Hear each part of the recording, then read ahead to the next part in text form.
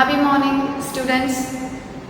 I know you all are doing great in your house and all are very busy with your virtual classes, which I can easily accept by the way you submit your work before time, right? That shows the interest that you are having with your virtual classes.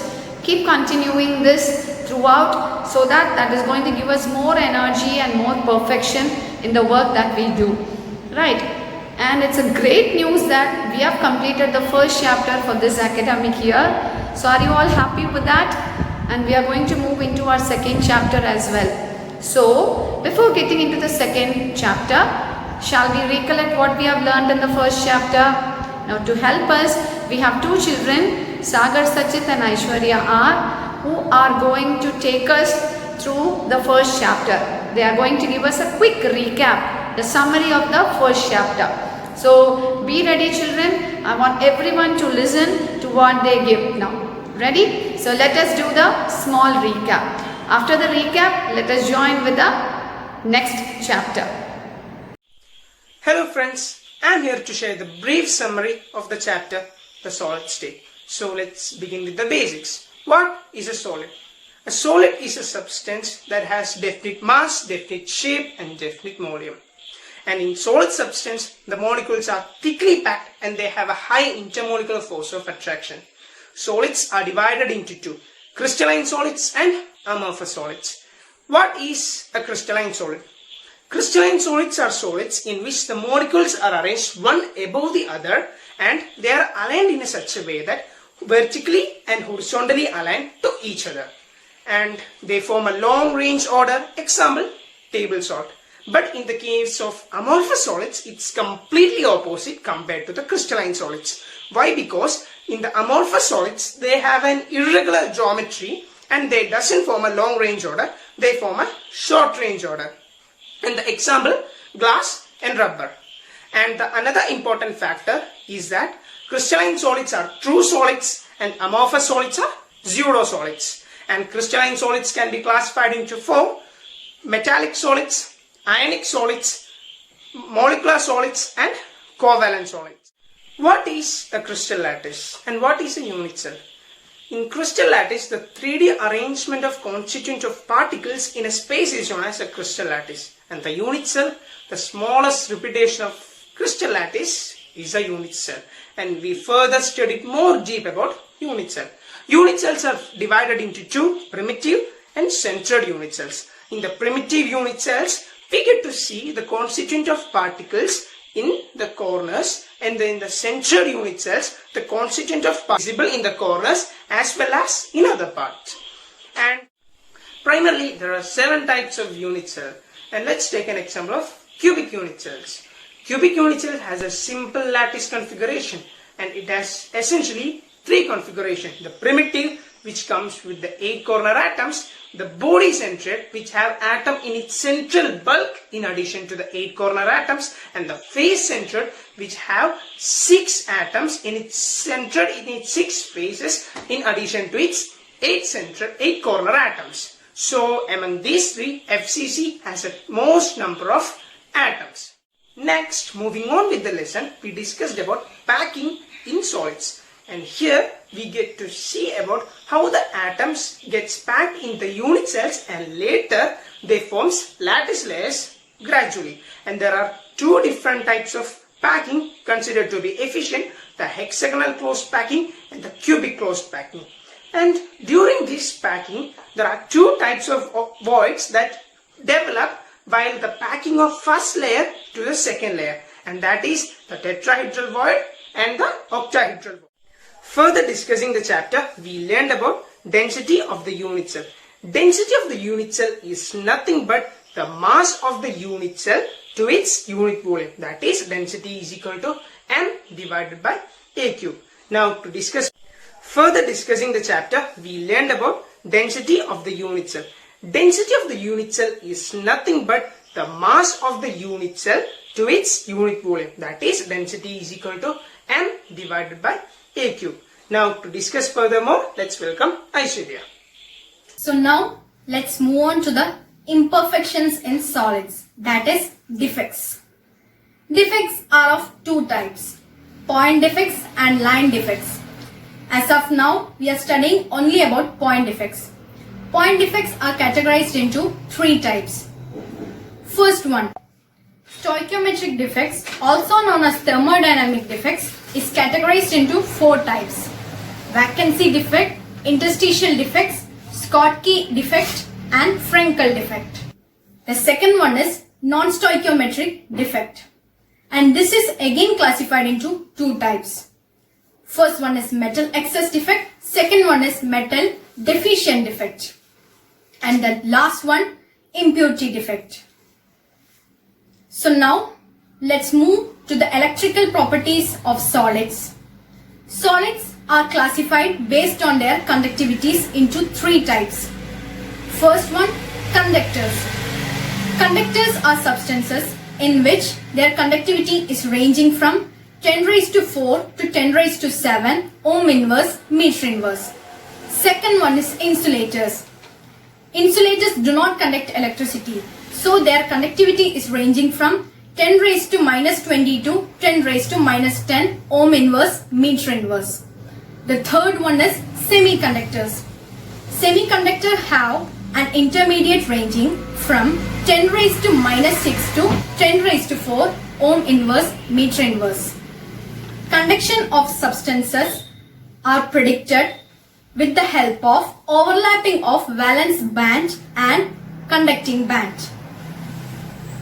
Now let's study much more deeper into the semiconductor part. Examples of semiconductors are silicon and germanium.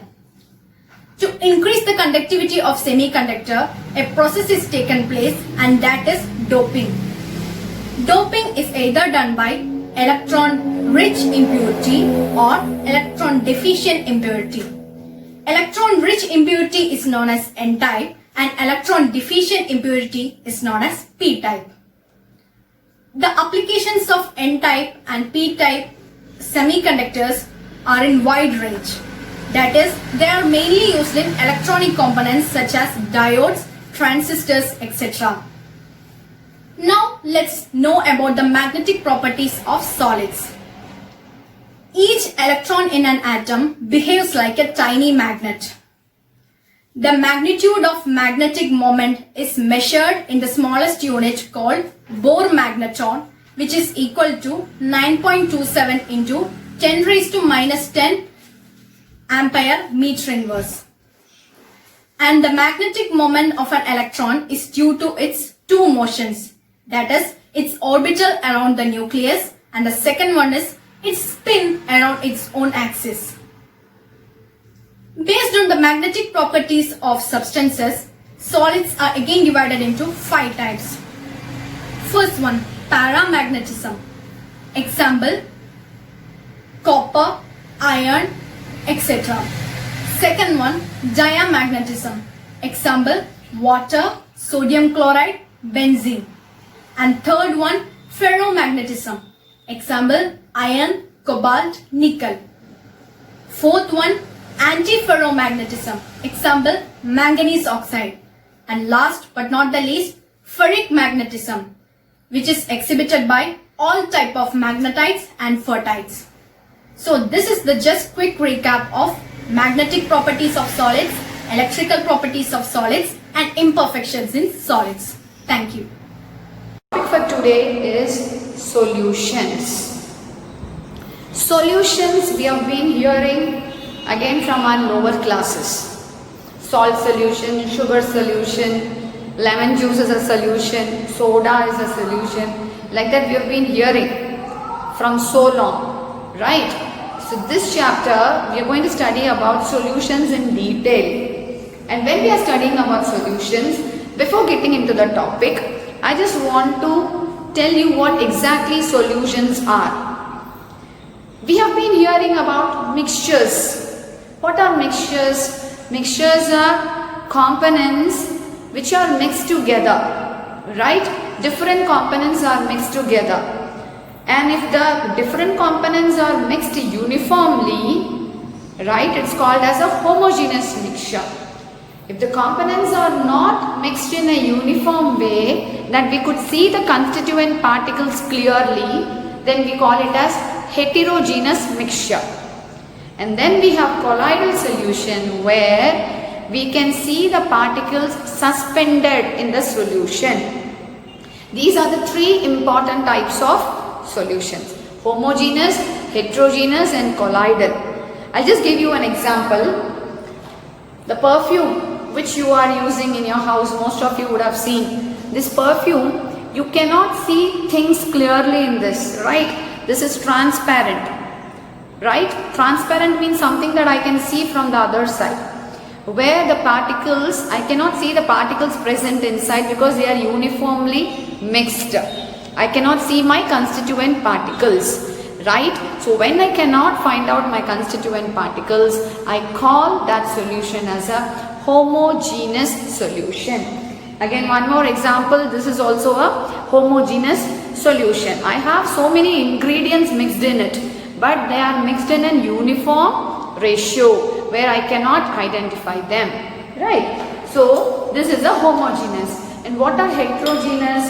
Heterogeneous are those, this is a copper turnings. You can see copper turnings inside, right? Now this is closed now, but it's not, though it's tightly packed or not tightly packed, I know there are some free spaces, gaps present inside.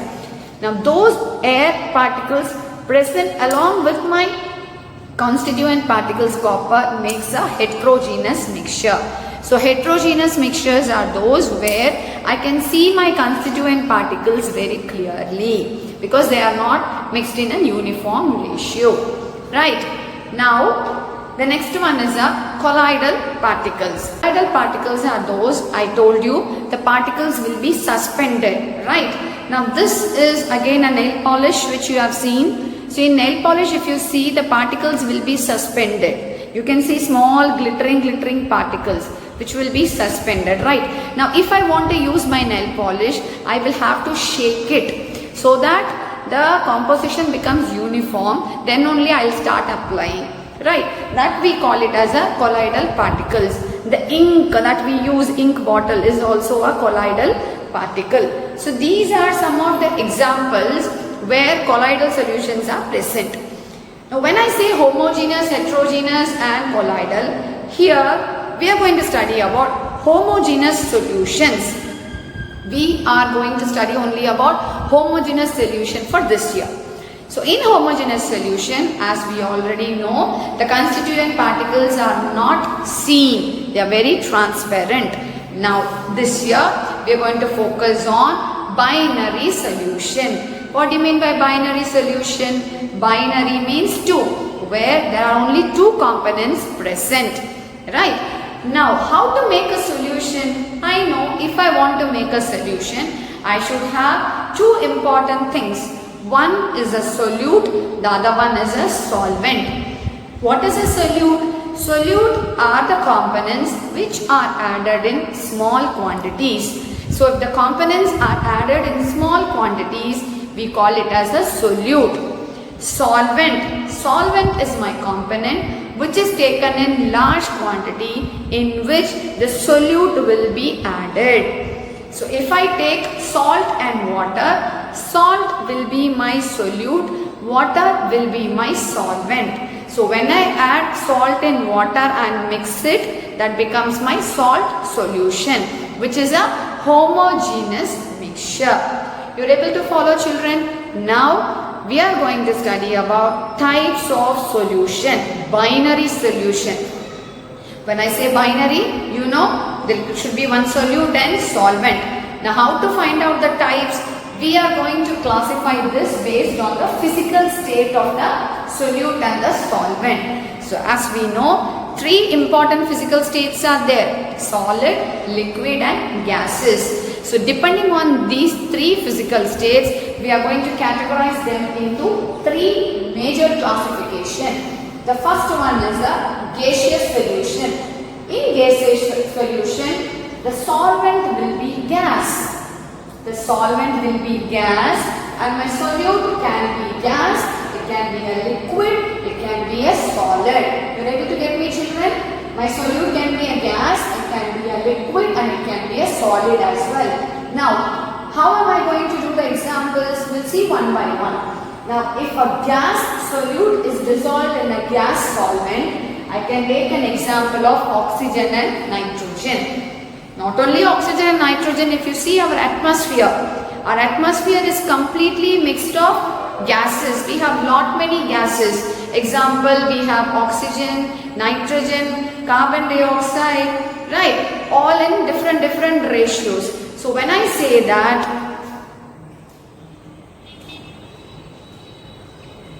it can be a while since we talk on phone. So when I say that oxygen and nitrogen, it's all a mixture of gases. These mixture of gases will come under the type of gas solution. Now next one is liquid in gas. When we take liquid in gas, it can be chloroform in nitrogen gas. What happens? Chloroform in nitrogen gas. So chloroform is a liquid which will be dissolved in the nitrogen gas. The last one is solid in gas, that is camphor in nitrogen gas. What is camphor? You call it as karpuram, no? That we call it as camphor. Or even you can take naphthalene balls. Naphthalene balls actually is a solid, but it vaporizes, It dissipates into gas actually. Right? So those are the examples where solid solute is dissolved in a gaseous solvent. Next we have liquid solutions. In liquid solutions, we take the first example, gas and liquid. Example best is I can give is oxygen in water. When I put oxygen in water, dissolved oxygen, you know, that is most of the marine life, that is aquatic life comes under this category. Oxygen in water, or even you can take our Pepsi, Coca-Cola, soda bottle. When you just open, what happens? Carbon dioxide oozes out, right? It's because carbon dioxide gas is inside that water. So that also comes under gas and liquid category. The next one is liquid in liquid. Best example is ethanol in water, or see I can take here. This is also ethanol in water, and alcohol which is dissolved in water. So what happens? That liquid, when dissolved in this liquid, it's transparent. I cannot see what are the constituent particles present. I don't know where is my alcohol, where is my water. So such an example is called as liquid solution. Next is solid liquid. Glucose in water. You know what is a glucose, right? You have it for getting so much energy. I've seen our children during our sports day, normally you do it. Whether we run on the track or not, whether we give it for the children who are running on the track, we used to sit and have it, right? You have it directly, but when you pour it in water, it actually completely dissolves. You cannot see the particles of glucose, right? So that comes under solid liquid solution. The next one is solid solutions. In solid solutions, I have gas and solid. The best example is hydrogen gas in palladium. See, this can also be used as catalyst in many places. Hydrogen with a combination of palladium, right? The next one is liquid and solid. Amalgam of mercury, right? Amalgam of mercury. Whenever you take mercury is a liquid metal, right? So that combination is called as amalgam. So that when it is dissolved in sodium metal, we call it as a liquid solid solution. And the last one is solid solution. In solid solution, example is copper and gold. Any two solid, you cannot make a solution. Can you make a solution, children? Can I take a copper metal and a gold metal and I can mix it? I cannot mix it. So what is the best way to do it? I have to melt. I have to melt the copper, I have to melt the gold. Once I melt it, they both become a liquid. So once they become a liquid, I start mixing them. When I mix them, it becomes so uniform, then I will solidify. So when I solidify, after mixing, it becomes my solid solution. You're able to get me, children? when I am mixing two solids, it is not possible for me to do it. So when mixing two solid solid metals, I have to first melt it, mix it, solidify it, right? So these are the different types of solutions that we have seen. The next important thing which we are going to see is our concentration, expressing concentration. Any solution having so much constituent particles will possess a definite composition, a chemical combination. Now to express it can be done only using its concentration. Now the concentration can be of two forms. One is qualitative, the other one is quantitative. What do you mean by qualitative? Qualitative means either it can be dilute or it can be concentrated. So when I say dilute, now example I'll tell you. Now I am bringing to you a tray where I have my tea bags, I have a cup of milk and I have some sugar, right? Now what happens, or I have some hot water also. Now if I come and ask you like what type of tea you want, you may tell me give me a black tea, right? Put me some extra sugar, put me 2 bags of tea bags and give me. The other girl, say I go to, in our class who drinks lot of tea? Shobit, do you drink tea? Green tea? Normal black tea? Don't drink. So who else will drink? Archana, you drink tea? Let's assume we have Archana, Shobit and we have Ajay Vishnu. Okay, now these 3 are there. I am going to Archana and I am going to ask her, Archana, what type of tea you want? Now Archana is going to tell me she wants a tea which doesn't have milk. So I'll put tea bags, I'll put some sugar, I'll put hot water and give her. Right? Now Shobit says I want milk. Right? And put me less sugar and put me only 1 tea bag. I don't want very strong. So I will offer him a tea like that. And now next we have who I told, Archana, Shobit and Ajay Vishnu. Ajay Vishnu says, teacher, don't put me sugar. Right? So what happens? I am not putting any sugar. I give him a tea with only tea bags, milk and water. So what happens in this case is the concentration of 3 different teas are different. Right? The concentration is different, which means the strength varies from each different tea. That strength we call it as concentration, which is a qualitative method. So qualitative concentration means 2 types, one is dilute, the other one is concentration. In our lab you will see dilute HCl, concentrated HCl, where the power, that is the strength, will be more for the concentrated one and less for the dilute one. Such differences we make it to express the concentration of the solute and the solvent in the solution. Now here we are going to study about quantitative method. What is quantitative means? Quantity means amount, which means mass, that is weight. Right? We know mass and weight are little bit different, but here in chemistry we go together with mass and weight. We don't have much variable difference between these two. So we will be seeing both the things together, right? So now we will be studying about expressing concentration in different concentration methods. Are you all ready, children? Yes. Now when I am writing this, you can keep your chemistry note ready. You will be copying each formula. We have 6 to 7 methods of expressing the concentration. Now we are going to see about expressing the concentration of the solutions. When I say expressing the concentration, as we were discussing, the concentration can be dilute and concentrated. That was the qualitative analysis. But when are we going to study a quantitative measurement, it is very important that we look into the amount of the solute that is present in the solution. So that is what we are going to learn. There are around 7 ways of expressing the concentration of a solution, especially binary solutions, what we are talking about. Now let us go one by one. The first one is mass percentage. When I say mass percentage, it is nothing but W by W.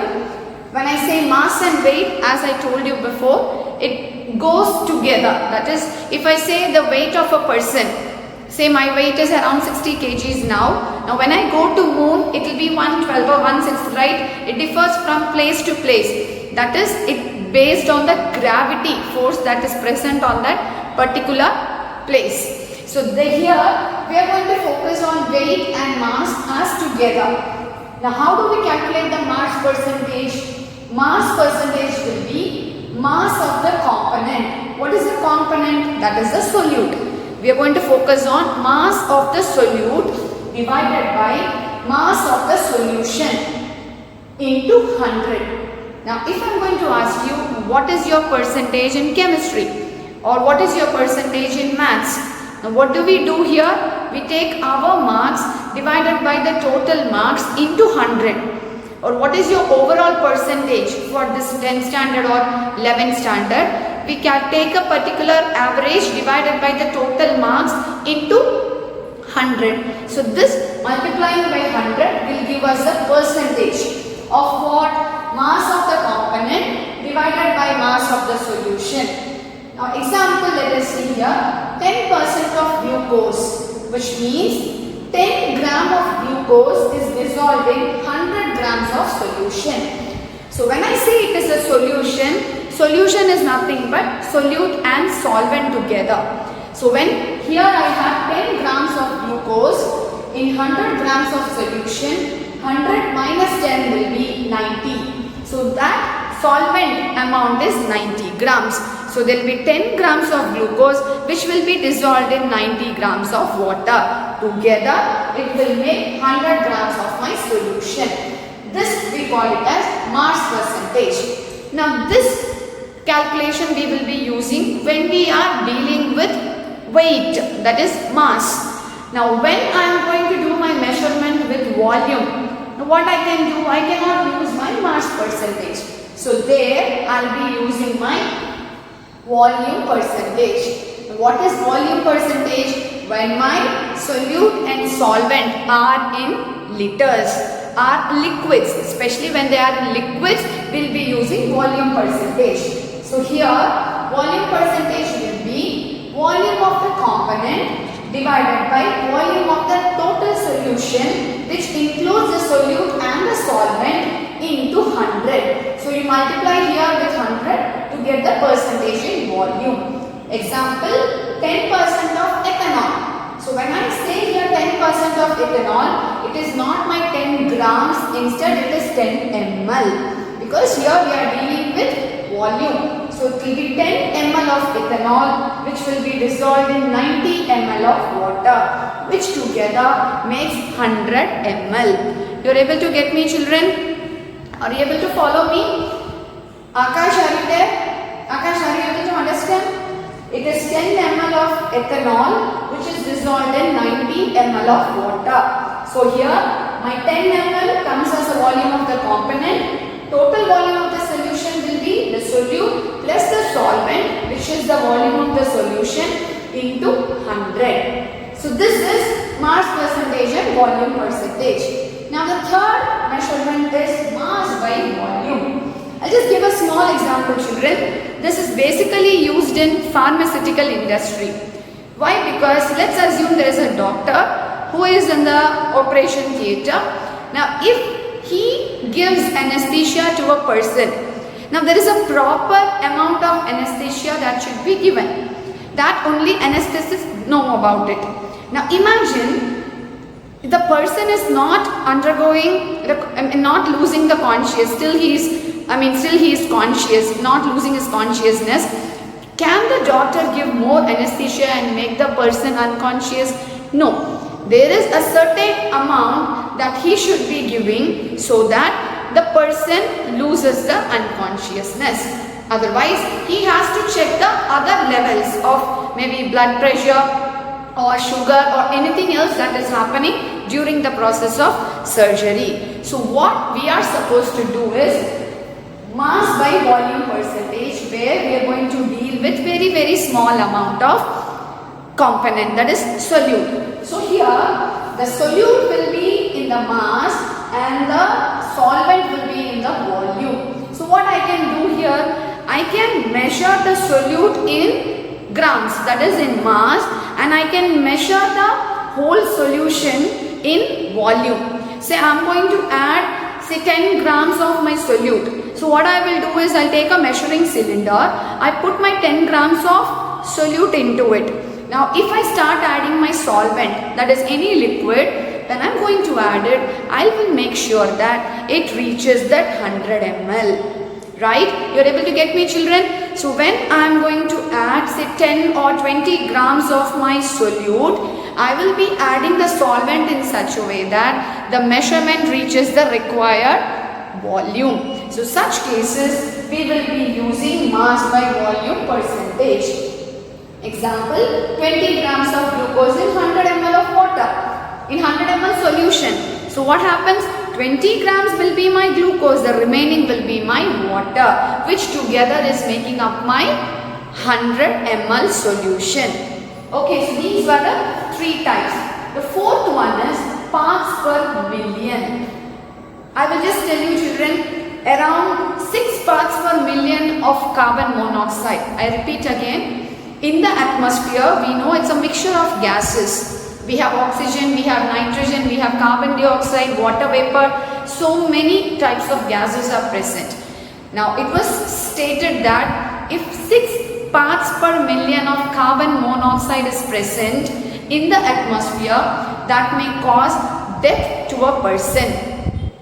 You're able to get me, children? So parts per million is such a way that we use 1 part in a million. In a million, just 1 part will make a difference. If we have to calculate the amount of 1 part in million parts, there we will use this method, parts per million. In case of life and death, just imagine carbon monoxide 6 parts in a million will cause a death to a person.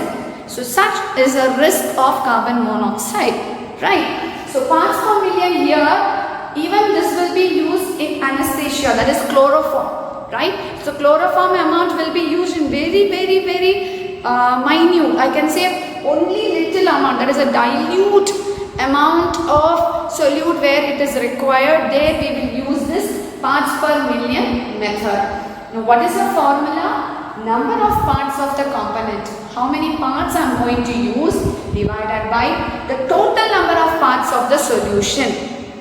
How much is the total solution present into 10 power 6. We use your 10 power 6 because it is per million, not percentage. Percentage we were using percent, that is 100. So when it comes to parts per million, we use your 10 power 6. Right. So I give an example, children. 5.8 grams of oxygen in seawater. So the seawater, you know, it's so huge. So such a huge ocean or seawater, there you have only 5.8 grams of oxygen present, that is dissolved oxygen. Right. Now the next method is mole fraction. Now moles you will be studying from 10th standard onwards. 10th standard and 11th standard also we were studying about moles. Normally in chemistry, more than mass and volume, we used to define the component or the molecule in terms of moles.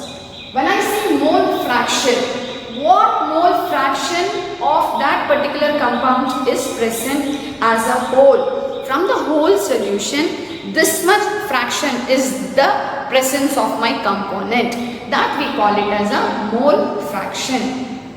Now when I say your mole fraction, the definition is number of moles of component divided by total number of moles of all the components. So I have a solution where I have A, B, C, D, E components present inside.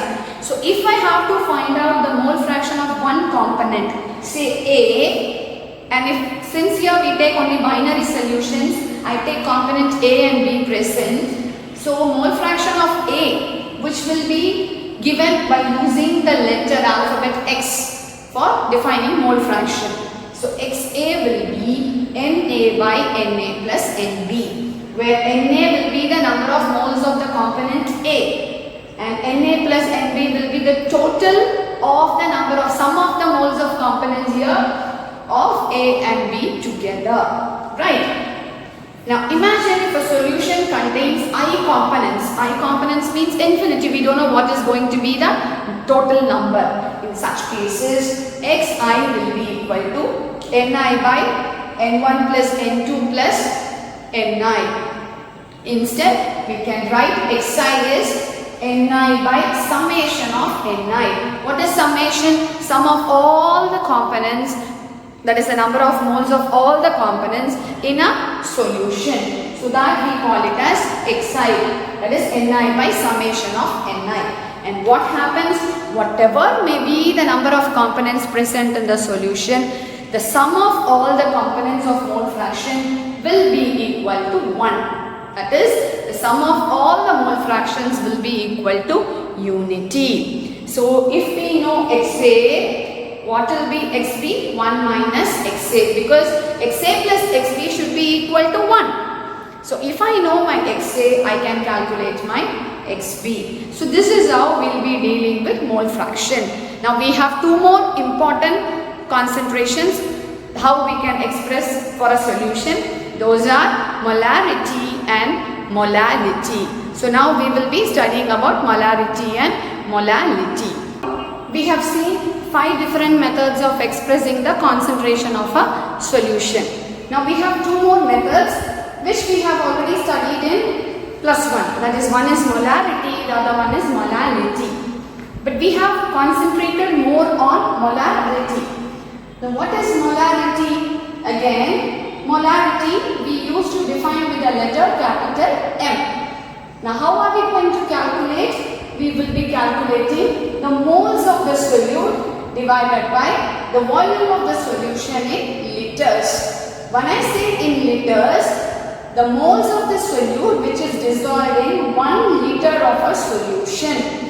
1 liter of any solution, the how many ever moles that you dissolve, that will be giving the molarity of the solution.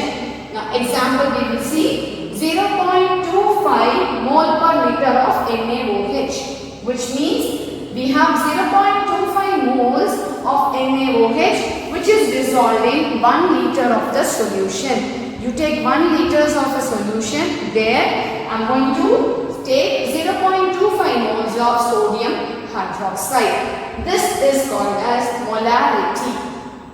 And the last one for expressing the concentration is molality.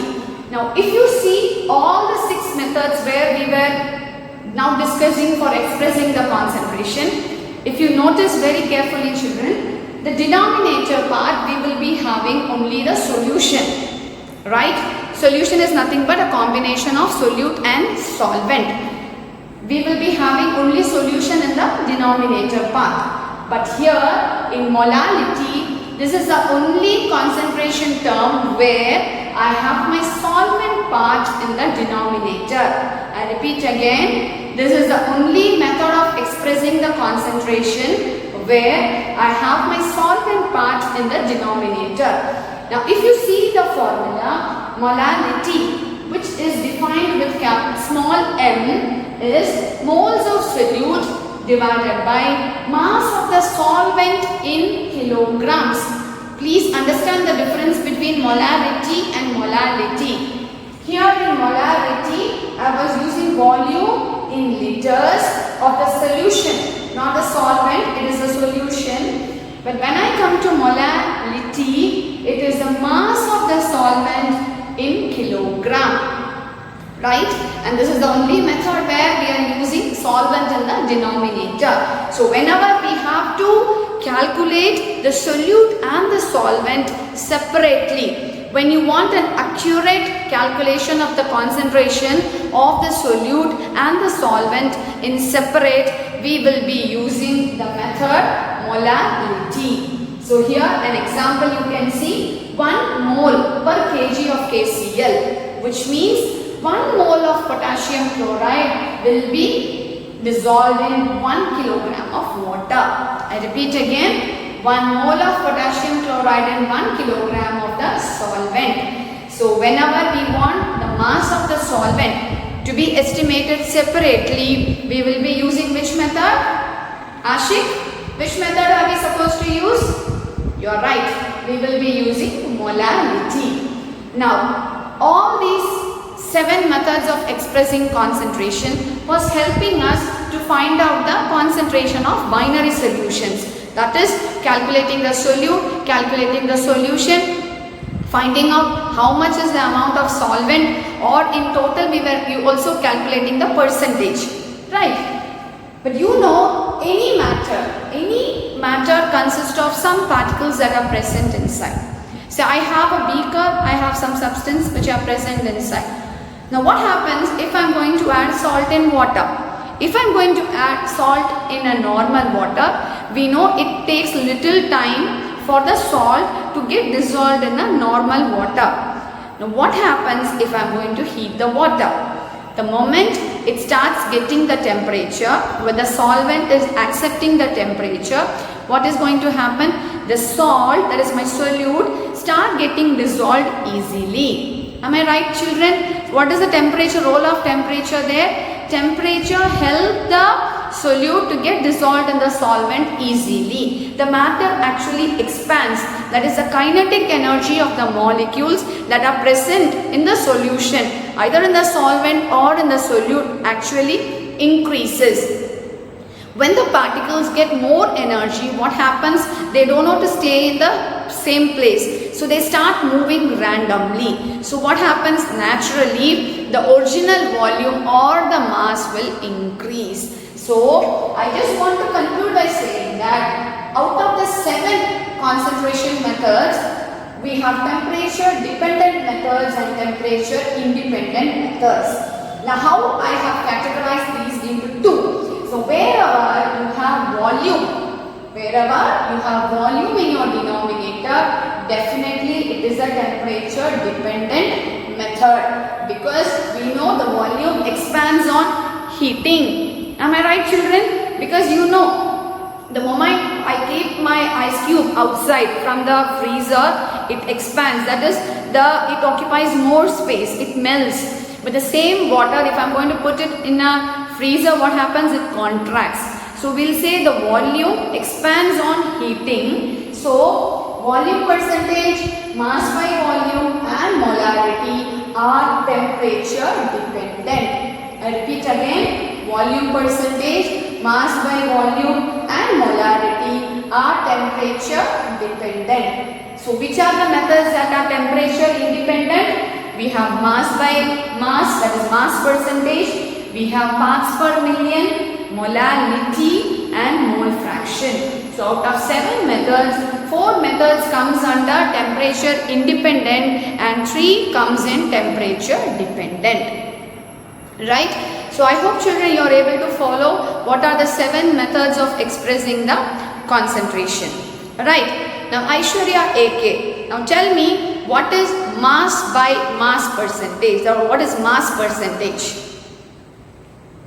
Yes. Mass of the component divided by total mass of the solution into 100. You are right. Now Sandra, tell me what is volume percentage? Volume percentage is nothing but volume of the component divided by total volume of the solution into 100. Good. Okay, you are correct. Okay, Sagar, what is mass by volume? Where do we use mass by volume? Yes, we use mass by volume where there is a pharmaceutical need. That is in those industries where the solute will be measured in the mass and the solvent will be measured in the volume. That is, the whole solution will make up a volume. That is mass of the component divided by the volume of the solution. Okay, and parts per million, 1 part in million. So number of parts divided by the total parts into 10 power 6 we do it, right? The next one is what? Mole fraction.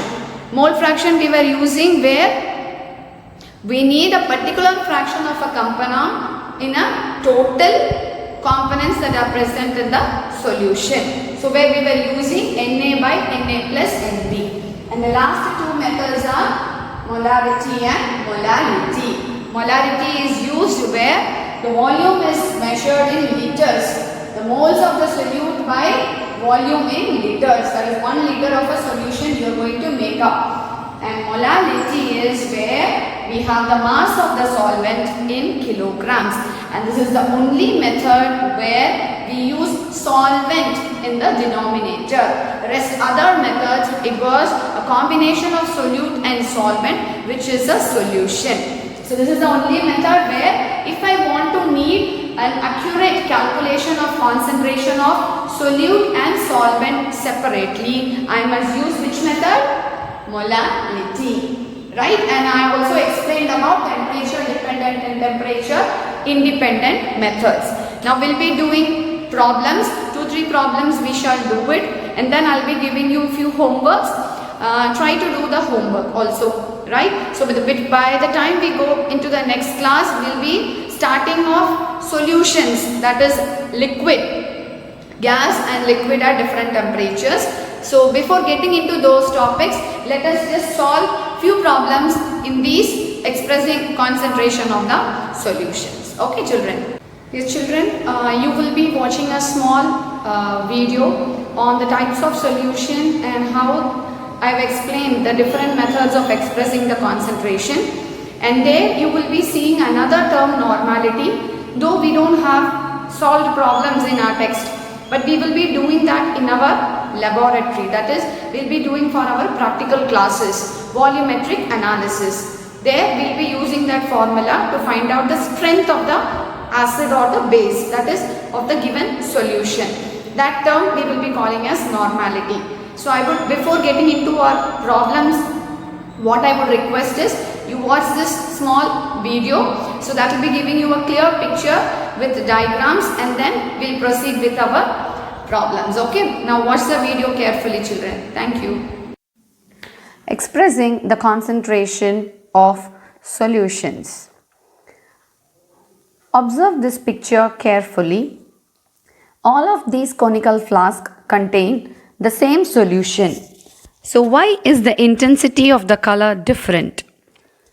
The solutions all have the same solute, but their concentration are not the same. The serial dilution can be observed visually. As the concentration decreases, the color intensity decreases as well.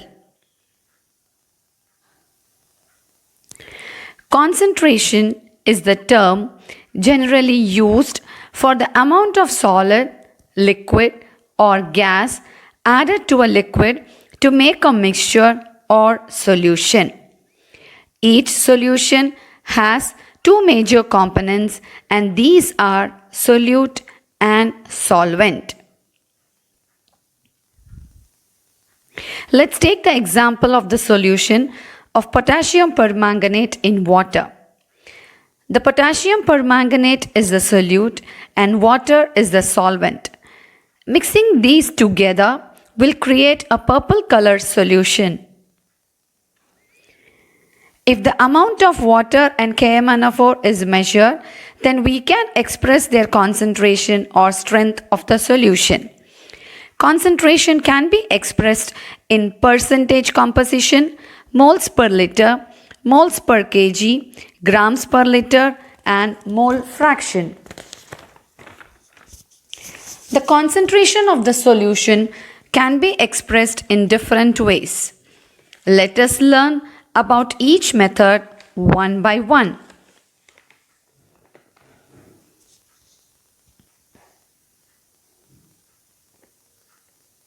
In terms of mass percentage is the mass of the solute divided by the mass of the solution into 100.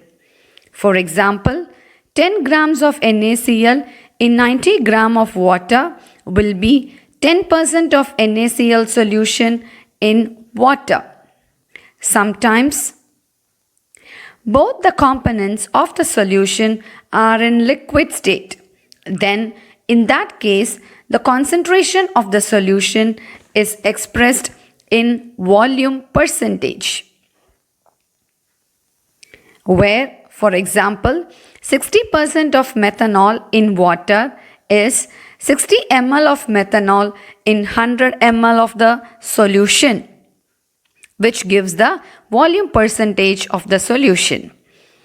The mass by volume percentage is the mass of the solute dissolved in 100 ml of total volume of solution. For example, 30% solution of NaCl means 30 gram of NaCl present in 100 ml solution. Molarity is defined as the number of moles of the solute dissolved per liter of the solution. If the strength of the solute in gram per liter is known, then we can calculate the molarity by dividing strength by molecular weight of the solute. Molality can be defined as number of moles of solute dissolved per 1000 grams of solvent. In another terms, molality is number of millimoles of solute dissolved in grams of solvent. If 1 mole of calcium carbonate, that is 100 grams of calcium carbonate, is dissolved in 1 liter of water, then the solution will be 1 molar. If 1 mole of solute is dissolved in 1 kilogram of water, the solution will be 1 molal. The only difference between molarity and molality is the measure of the solvent. In molarity, it is the measure of the solute in liter of the solution, and in molality, it is the measure of the solute in kilogram of the solvent. The ratio of molarity and molality gives the ratio of the mass of the solvent in kg to the volume of the solution in liters. Normality of the known solution is generally used in titration calculation to find the strength of another solution. Normality is the number of gram equivalent of the solute dissolved in 1 liter of the solution. For example, 1 normal HCl is 36.5 grams of HCl in 1 liter solution.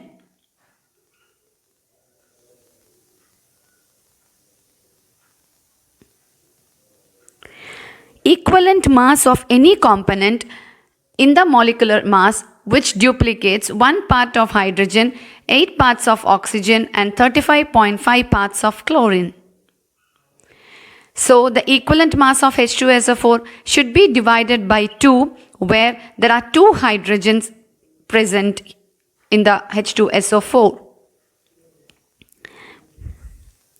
Product of molarity into molecular mass is equal to product of normality into equivalent mass. A mole fraction is the ratio of the number of moles of one component to the total number of moles of all components of solute in solution. Let's take a binary solution, a solution with 2 components where the total mole fraction of all the components or the substances in the solution is 1.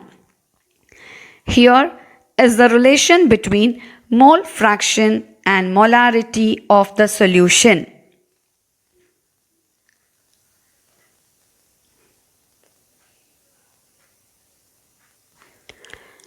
Parts per million or ppm is used to measure the concentration when the solute is in trace quantities.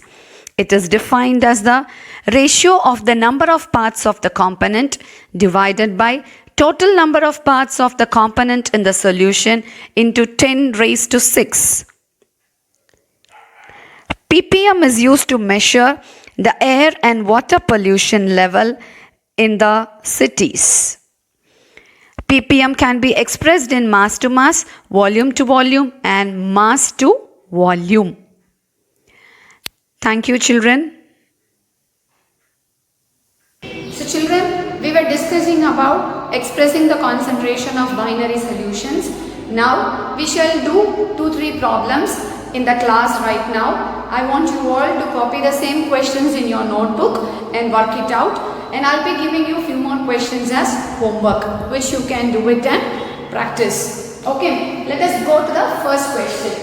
Calculate the mass percentage of benzene and carbon tetrachloride if 22 grams of benzene is dissolved in 122 gram of carbon tetrachloride. So what is given to us in the question? We have got the amount of benzene and the amount of carbon tetrachloride. Benzene is 22 grams and carbon tetrachloride is 122 grams. What is the formula for calculating the mass percentage? Yes? Shweta, what is the formula? Yes, you're right. Mass of the component divided by total mass of the solution. That is total mass of the solution. That is solute and solvent. So into 100. So what are we going to do here? Mass percentage of benzene first let us calculate. So here mass percentage of benzene will be equal to, that is 22 divided by total mass of the component will be 22 plus 122, right, into 100. Now if I am going to solve this, I get an answer 15.2%. So this is the percentage of benzene, mass percentage of benzene.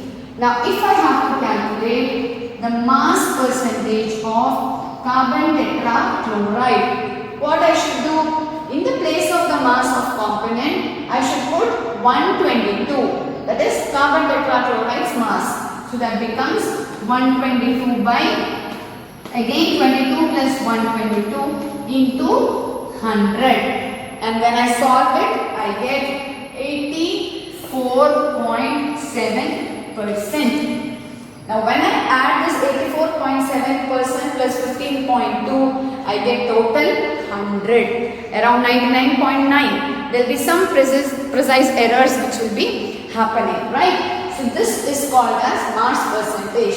So overall in this combination of solution we have 15.2% of benzene and 84.7% of carbon tetrachloride. You are able to follow, children? Is there anybody having that Hafiz? You are able to do the problems? Yes, I will be giving you homework and then you have to work out. Okay. Now we shall go to the second question. Ananya Sunil, are you listening? You are able to do, my dear? Yes, good. The next question is, calculate the mole fraction of benzene in solution containing 30% by mass in carbon tetrachloride. So 30% by mass of what? Of benzene. Benzene is 30% by mass, which is nothing but 30 grams, 30 grams in carbon tetrachloride. Now I have to calculate the mole fraction. How I will calculate the mole fraction? What is the formula? We know mole fraction is equal to the number of moles of component A divided by the total number of moles present in the solution, right? So it will be, if I have to calculate for, see this is the molecular mass I have written. A is benzene, which is 78 grams. B is carbon tetrachloride, which is 154 grams. So what I will do here, if I have to calculate the mole fraction of A, that is benzene, it will be number of moles of A by sum of the number of moles of A and B. Right. So how will I calculate Na? This we were doing in 10th standard. If you remember in mole concept chapter. What we were doing, children? We were doing given mass, that is mass in grams divided by the molecular mass. So which is 30 by 78. So 30 by 78 we have to do it. That will be here as Na. Now what is Na plus Nb? Now what is Nb? It is the number of moles of carbon tetrachloride. So if out of 100%, if 30% is benzene, what is the remaining? 70%. That is 70 grams of carbon tetrachloride. So it will be 70 divided by 154. Right. So what we will get is two different values. I got my Na and I got my Nb. Na is nothing but 0.38. You will be getting different answers. So now I will calculate for XA, which is 0.38 divided by 0.38 plus 0.45, which I have already done. You can use your calculators for doing it. which comes to around a value, right, 0.457. Okay, now for Xb, that is for carbon tetrachloride, it will be 0.45 divided by 0.38 plus 0.45, which is around 0.542. So when I add these two, I was explaining to you when I was teaching about mole fraction. The sum of all the moles of the fraction will be equal to unity, that is 1. So if I am going to add these two, I will be getting around 0.99, which is 1. Okay children, so you know you are allowed to use the calculator. So keep your calculators always beside you when you are working out the problems. So this is how we will be doing the calculations. Now after this, I will be giving you as a homework few questions, 2-3 questions as problems. Try to do that and then we will proceed into the next class. Okay, thank you children. Take care. Until then, see you in the next class. Bye.